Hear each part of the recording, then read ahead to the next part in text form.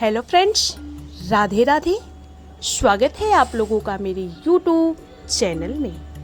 आइए सुनाते हैं आप लोगों को देव उठनी एकादशी व्रत कथा। एक राजा के राज्य में सभी लोग एकादशी का व्रत रखते थे। प्रजा तथा नौकर चाकरों से लेकर पशुओं तक को एकादशी के दिन अन्न नहीं दिया जाता था। एक दिन किसी दूसरे राज्य का एक व्यक्ति राजा के पास आकर बोला, महाराज कृपा करके मुझे नौकरी पर रख ले। तब राजा ने उसके सामने एक शर्त रखी, ठीक है रख लेते हैं, किंतु रोज तो तुम्हें खाने को सब कुछ मिलेगा, पर एकादशी को अन्न नहीं मिलेगा। उस व्यक्ति ने उस समय हाँ कर ली, पर एकादशी के दिन जब उसे फलाहार का सामान दिया गया तो वह राजा के सामने जाकर गिड़गिड़ाने लगा, महाराज इससे मेरा पेट नहीं भरेगा, मैं भूखा ही मर जाऊंगा, मुझे अन्न दे दो। राजा ने उसे शर्त की बात याद दिलाई, पर वह अन्न छोड़ने को राजी नहीं हुआ। तब राजा ने उसे आटा, दाल, चावल आदि दिए। वह नित्य की तरह नदी पर पहुंचा और स्नान कर भोजन पकाने लगा। जब भोजन बन गया तो वह भगवान को बुलाने लगा, आओ भगवान भोजन तैयार है। उसके बुलाने पर पीताम्बर धारण किए हुए भगवान चतुर्भुज रूप में आ पहुँचे तथा प्रेम से उसके साथ भोजन करने लगे। भोजन आदि करके भगवान अंतर्ध्यान हो गए तथा वह अपने काम पर चला गया। 15 दिन बाद अगली एकादशी को वह राजा से कहने लगा कि महाराज मुझे दुगना सामान दीजिए। उस दिन तो मैं भूखा ही रह गया। राजा ने कारण पूछा तो उसने बताया कि हमारे साथ भगवान भी खाते हैं, इसलिए हम दोनों के लिए ये सामान पूरा नहीं होता। यह सुनकर राजा को बड़ा आश्चर्य हुआ। वह बोला, मैं नहीं मान सकता कि भगवान तुम्हारे साथ खाते हैं। मैं तो इतना व्रत रखता हूँ, पूजा करता हूँ, पर भगवान ने मुझे कभी दर्शन नहीं दिए। राजा की बात सुनकर वह बोला, महाराज यदि विश्वास न हो तो साथ चलकर देख ले। राजा एक पेड़ के पीछे छिपकर बैठ गया।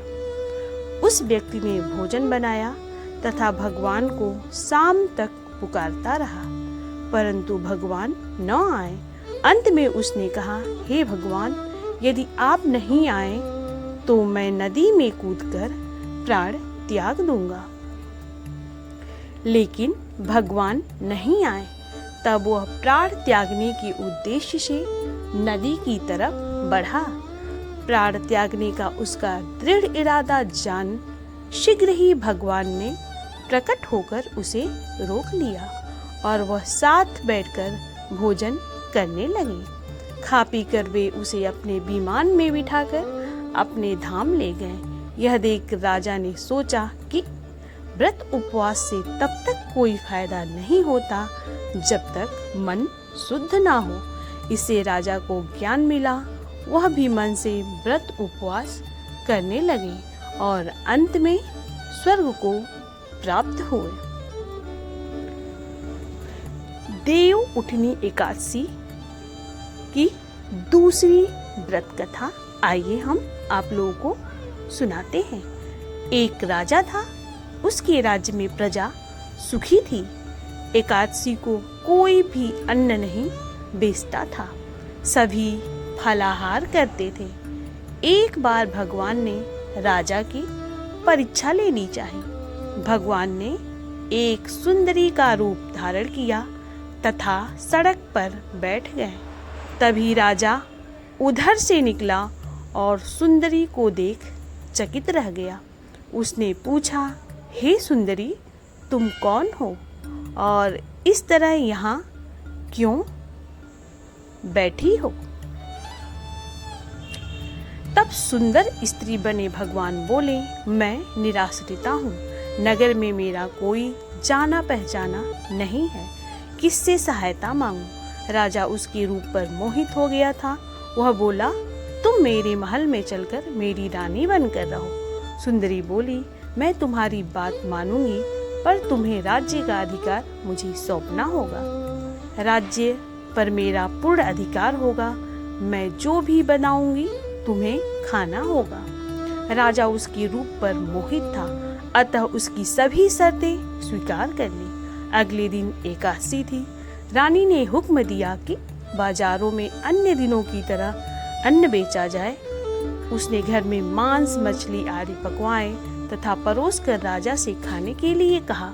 यह देखकर राजा बोला, रानी, आज एकादशी है, मैं तो केवल फलाहार ही करूंगा। तब रानी ने शर्त की याद दिलाई और बोली, या तो खाना खाओ, नहीं तो मैं बड़े राजकुमार का सिर काट दूंगी। राजा ने अपनी स्थिति बड़ी रानी से कही तो बड़ी रानी बोली, महाराज, धर्म न छोड़े, बड़े राजकुमार का सिर दे दे। पुत्र तो फिर मिल जाएगा, पर धर्म नहीं मिलेगा। इसी दौरान बड़ा राजकुमार खेलकर आ गया। माँ की आंखों में आंसू देखकर वह रोने का कारण पूछने लगा, तो माँ ने उसे सारी वस्तु स्थिति बता दी। तब वह बोला, मैं सिर देने के लिए तैयार हूँ। पिताजी के धर्म की रक्षा होगी और जरूर होगी। राजा दुखी मन से राजकुमार का सिर देने को तैयार हुआ तो रानी के रूप से भगवान विष्णु ने प्रकट होकर असली बात बताई। राजन, तुम इस कठिन परीक्षा में पास हुए।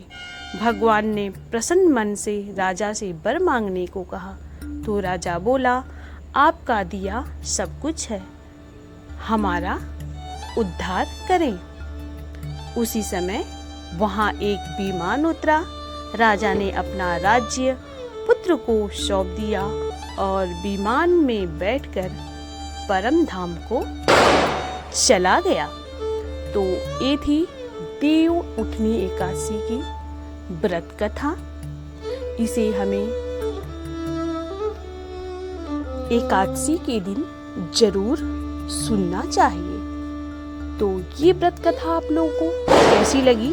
अगर अच्छी लगी हो तो इस वीडियो को प्लीज लाइक करिएगा, शेयर करिएगा, कमेंट बॉक्स में ओम नमो भगवते वासुदेवाय लिखिएगा और ऐसे ही जानकारियों और पौराणिक कथाओं के लिए हमारे चैनल को प्लीज सब्सक्राइब करके बेल आइकन को प्रेस कर दीजिएगा।